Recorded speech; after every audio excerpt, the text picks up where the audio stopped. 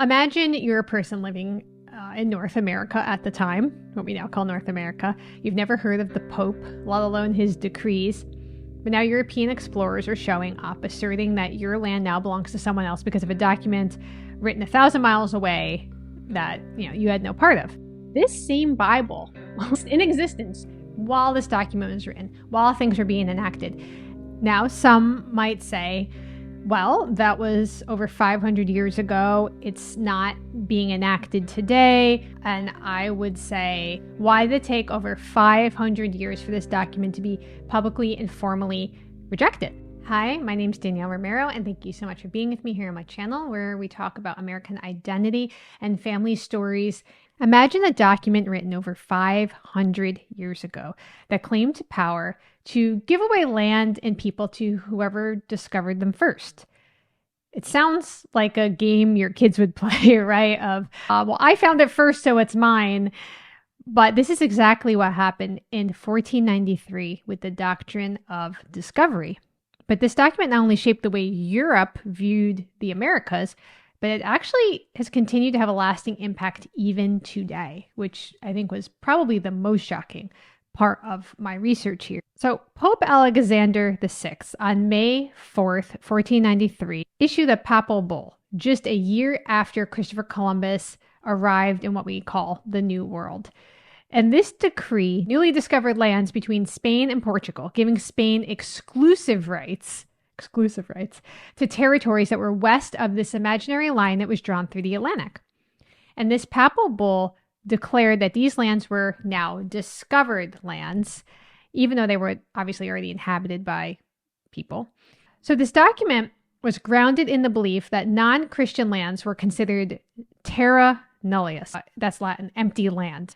And the Cornell Law School explanation is, quote, that the Doctrine of Discovery allowed European nations to acquire special rights, such as property and sovereignty over non-European lands. So even though these lands were already inhabited, this was the justification for colonization under the idea that only Christian rulers could legitimately claim sovereignty. That the Doctrine of Discovery has had a significant impact on the American legal system. Well, first the British colonial legal system that was here, and then subsequently our legal system after 1776. So in 1823, this comes up again, 1823. So just if you're not American or American history wasn't your favorite thing in school, just to put that in perspective, there hasn't been a civil war yet, and a case comes before the U.S. Supreme Court. The case was Johnson versus McIntosh.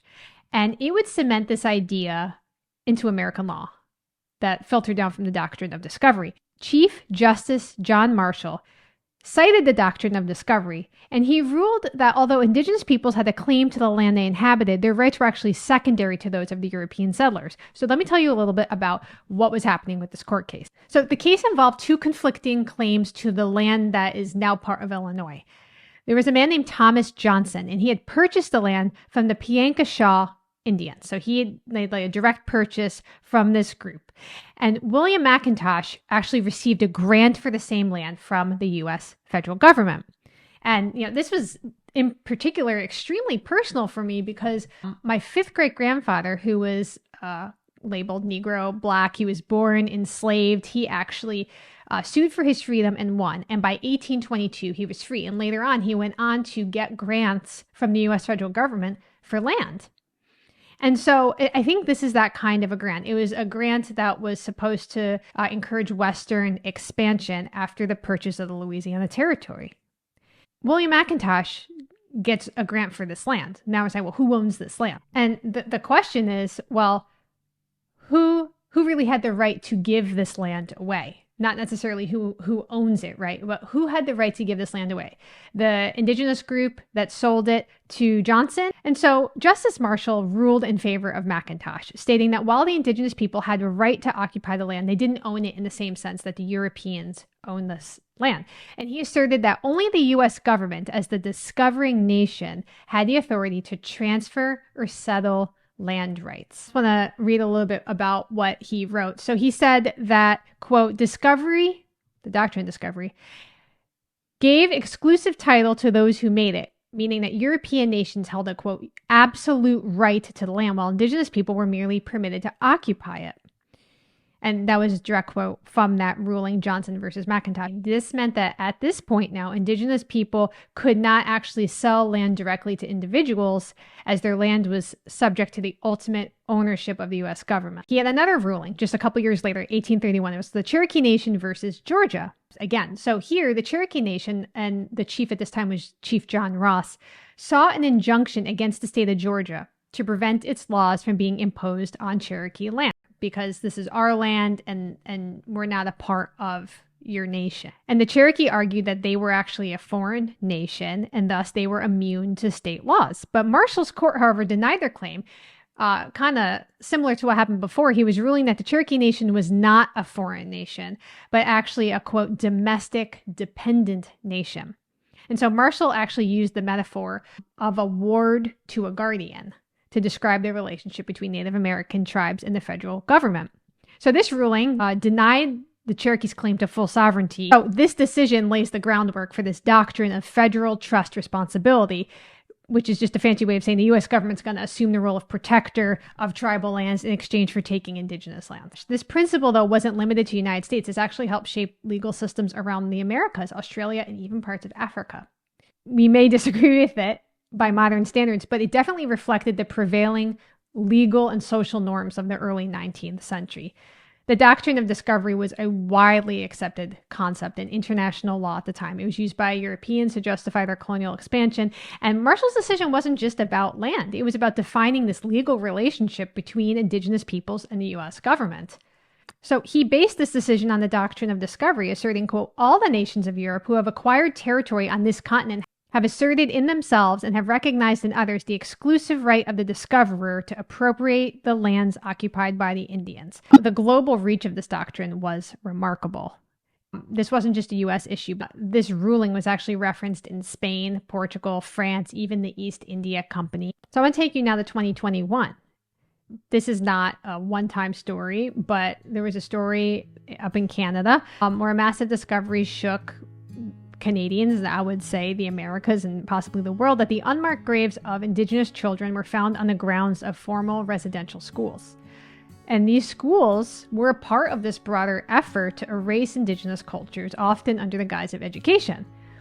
But in reality, these again were a direct continuation of this mindset established by the Doctrine of Discovery, that Indigenous people need to be civilized and their cultures need to be erased. And so as more graves were uncovered, there was a renewed call for accountability. And Indigenous leaders demanded not just apologies, but an actual final public repudiation of the Doctrine of Discovery.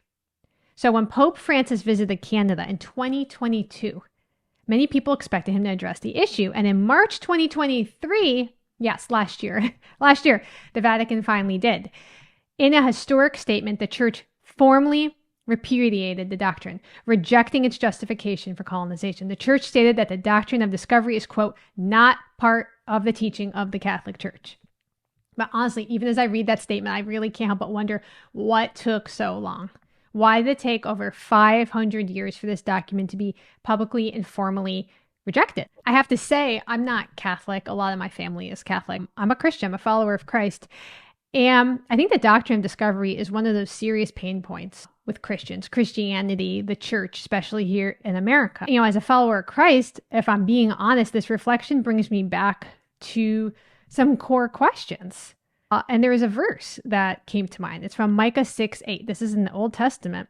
And it says, what does the Lord require of you? To act justly, to love mercy, and to walk humbly with your God.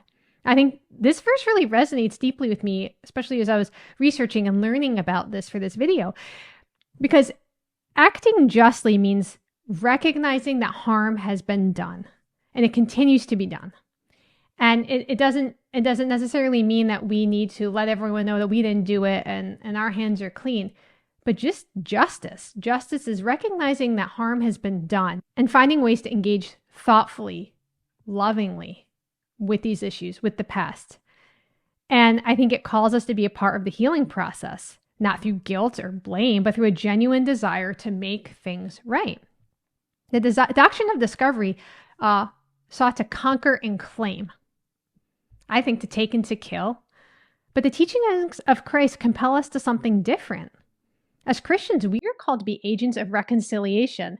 This same Bible was in existence while this document was written, while things were being enacted.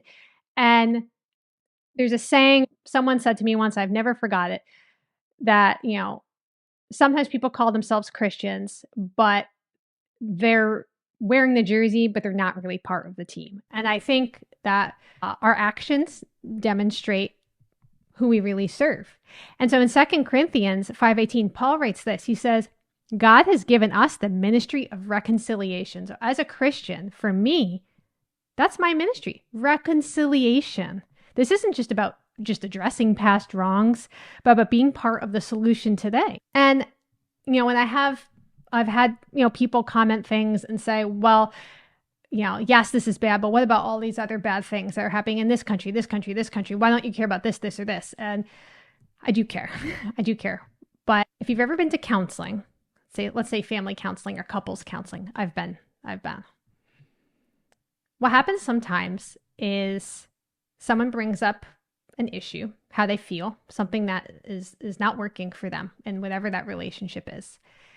And someone else might say, well, it's really not that bad because I'm not doing this, or this to you. Look at these guys over here. Look how bad they're treating these people over here. Look how bad this husband treats his wife. Look at this situation over here, all these other things. And when you're sitting in that room for counseling, it's not about what's going on out there. It's about what's going on in your household. And I think I see it the same way here.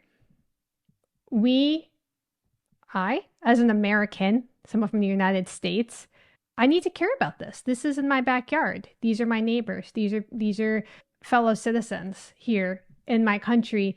And so that is why I do focus on American history. Doesn't mean I don't like other things that are going on. Doesn't mean that I don't care what's happening in China or South Africa or any place that's having a terrible thing. But when we're looking for reconciliation between relationships, we need to focus on what's in front of us. I won't hold you responsible for things that your ancestors did to my ancestors, and I hope that you'll extend the same to me.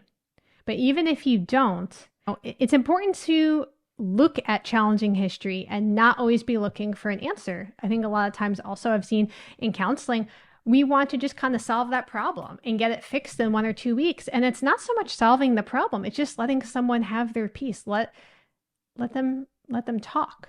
And a lot of healing comes from just knowing that someone wants to hear what you have to say. And so I think engaging with this is not just something that's important to me as an American or a historian, but it is to me as a Christian. I think it's an important opportunity to learn and grow and be a part of a more compassionate world. And I think by doing so, that really reflects the love of Christ that has been absent in a lot of human history. And we can only do that one step at a time. We can't change what's been done, but we can acknowledge its impact and consider how to move forward. And how we engage with this knowledge, whether we ignore it or learn from it, will shape the future. I don't think the story is over yet. It's up to us to decide what happens next. Thank you so much for being with me, and we'll talk soon. Over the last 2 years, I've been telling the stories that often get ignored. But lately, I've been facing an uphill battle behind the scenes of each video. My videos are getting flagged by YouTube when all I'm doing is sharing real history. If these stories have ever resonated with you or given you a new perspective, grab some Be a Good Ancestor merch and help me keep this channel going. Check out nytonashville.com.